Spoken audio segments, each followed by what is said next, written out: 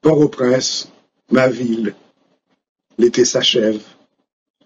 De quelle couleur sera la saison nouvelle, sinon d'espoir? L'été s'achève.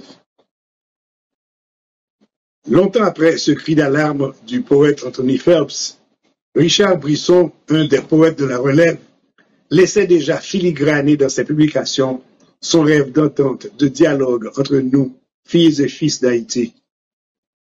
Et je cite, « Tu t'es brûlé les doigts à l'incandescence de l'été. J'ai pleuré avec les branches tout ce qu'il faut de feuilles mortes pour qu'on parle d'automne. Viens, dis-moi ton chagrin, ta mélancolie, confie-moi ton cafard. Il n'est point de mort dans l'âme que deux cœurs n'arrivent pas à vaincre. » Fin de citation.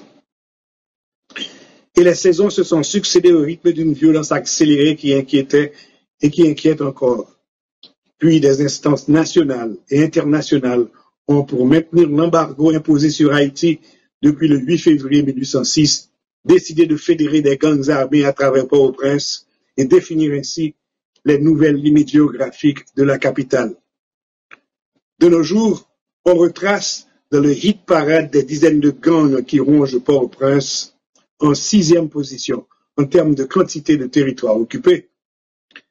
Jeff Larose, alias Jeff Gaulois, contrôle la zone de Canaan, Bonaville, Jérusalem, Corail, Rosenberg, Lilavoie et Bon Repos.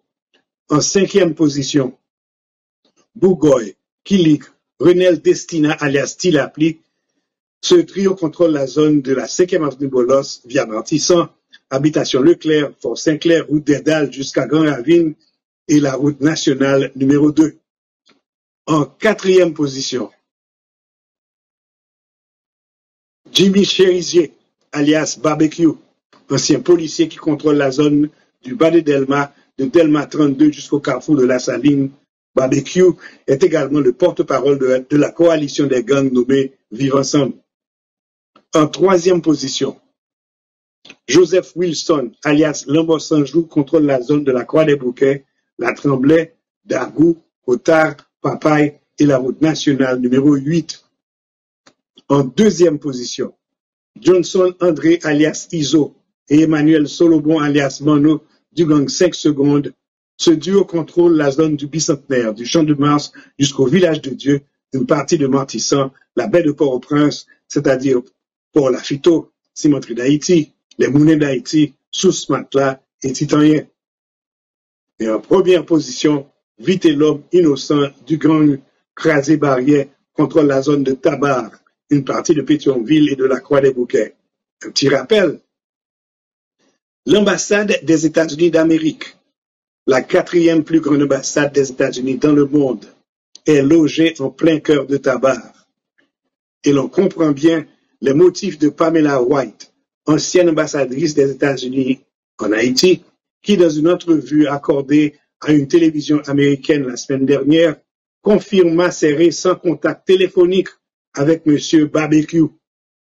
Tout le monde se rappelle les propos mensongers et diffamants de Hélène Lalim, représentante de Antonio Gutiérrez, secrétaire général des Nations Unies et chef de la dernière mission onusienne en Haïti.